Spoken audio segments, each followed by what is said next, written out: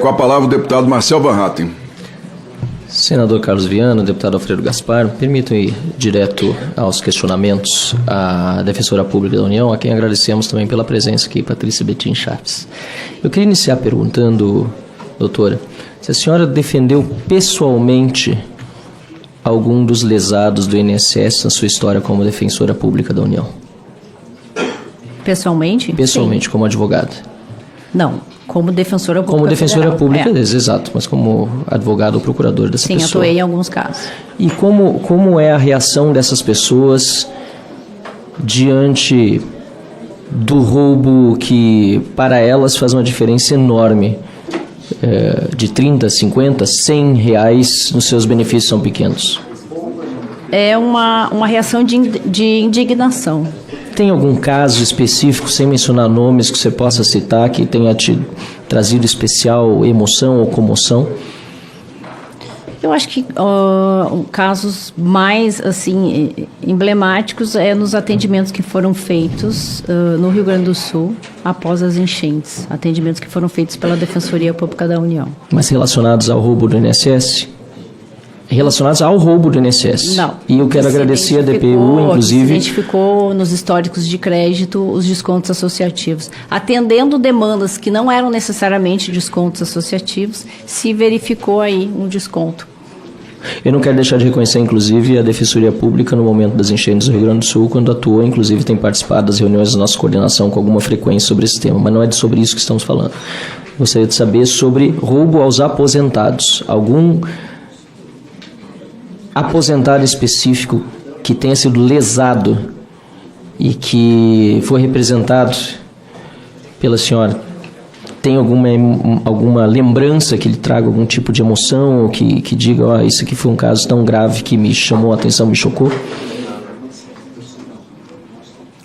Tenho alguns casos, mas o que eu gostaria de esclarecer? Eu, atualmente, não estou atuando no meu ofício de origem. Então, eu não estou atuando nos casos individuais. Certo, mas atuou alguma vez em algum caso individual na história? Atuei.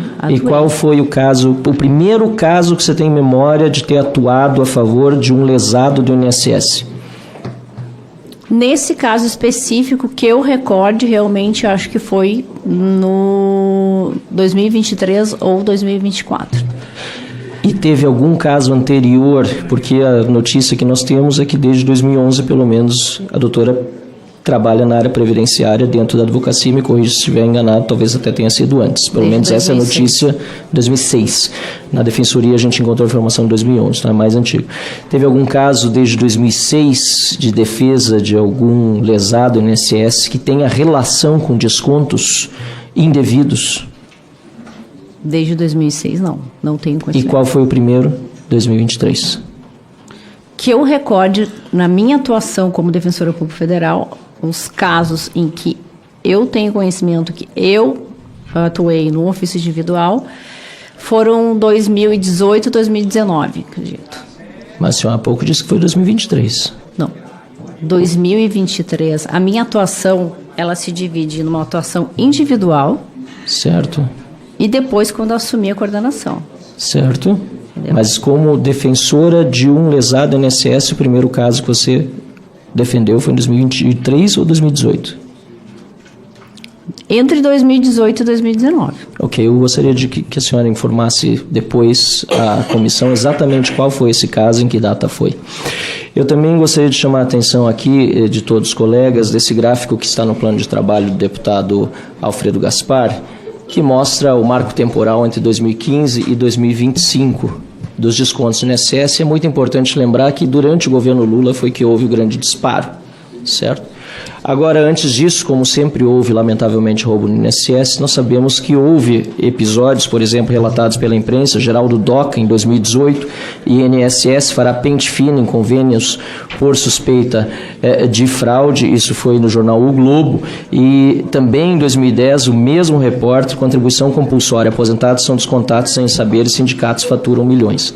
Eu pergunto à senhora, doutora, se esses casos já eram publicados na imprensa, e a senhora disse que só sabe a partir de 2019, sendo responsável, titular da área previdenciária, como foi que, apesar de estar na imprensa, a senhora não sabia que isso acontecia no INSS antes disso, pessoalmente?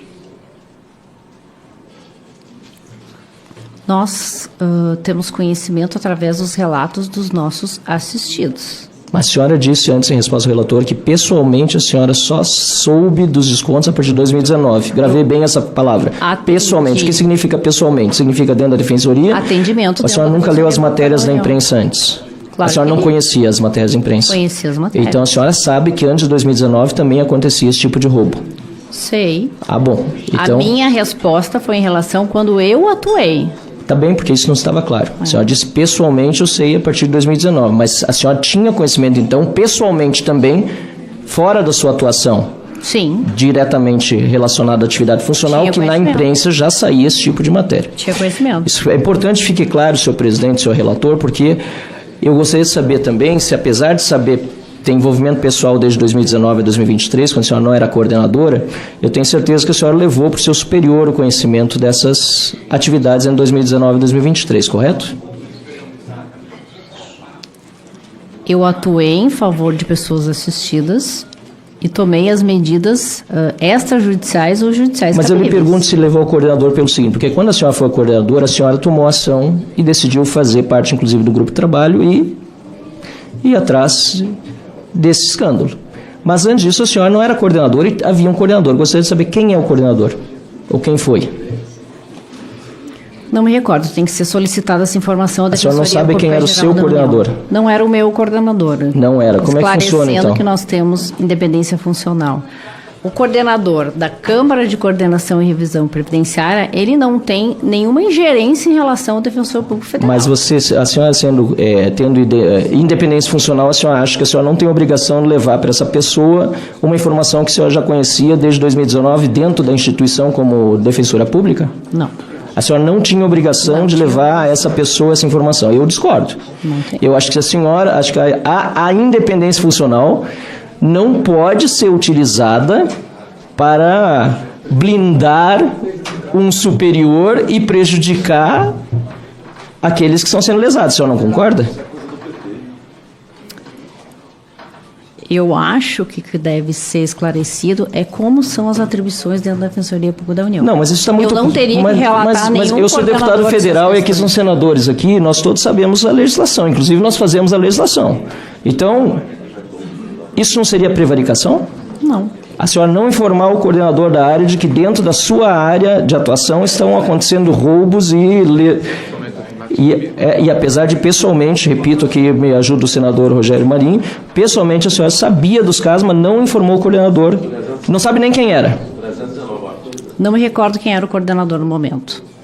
Mas a senhora não acha que é prevaricação? Não. Ok. Eu gostaria também, senhor presidente, de perguntar para a doutora Patrícia Betim Chaves se o grupo de trabalho que a senhora entregava tinha prazo para encerrar. O GTI? Isso. Inicialmente não tinha prazo para encerramento. E por que o Ministério Público Federal decidiu encerrar logo depois de acontecer a operação sem desconto? Essa resposta não cabe a mim. Mas não foi falado nada dentro do grupo? Não foi informado. Não havia comunicação dentro do grupo entre os membros? Havia. Mas não foi informado o encerramento? Não foi informado o motivo do encerramento. Mas foi informado o encerramento. Como foi feita essa informação? Através de um ofício dirigido ao Defensor Público Geral Federal. E o Defensor Público Geral Federal não questionou esse encerramento, a senhora tampouco? Não achou estranho? Não solicitou prorrogação? Não disse, olha, a situação está tão quente aí, está todo mundo falando nesse assunto, a gente precisa continuar investigando, gente. Isso é um absurdo. Vamos encerrar, a senhora não fez nada nesse sentido. Esse grupo foi criado pelo Ministério Público Federal. Mas a senhora era membro. Era membro, mas e não a cabe não a tinha... mim questionar, porque essa é uma escolha e uma decisão do Ministério Público Federal. A senhora não podia questionar nada dentro do grupo, então a senhora não tinha participação efetiva no grupo. Tinha participação efetiva no grupo. Mas como é que um participante efetivo não pode questionar a decisão do seu coordenador? Não cabia a mim questionar. Não podia fazer nenhuma pergunta a ele? Poderia fazer a pergunta, então, mas o grupo poderia questionar. É criado pelo Ministério Público Federal. Mas são duas coisas exatamente idênticas. Fazer pergunta ou questionar é a mesma coisa. Então a senhora poderia ter questionado o coordenador, mas a senhora preferiu não questionar. Preferiu que o grupo encerrasse sem que a Defensoria Pública da União se manifestasse.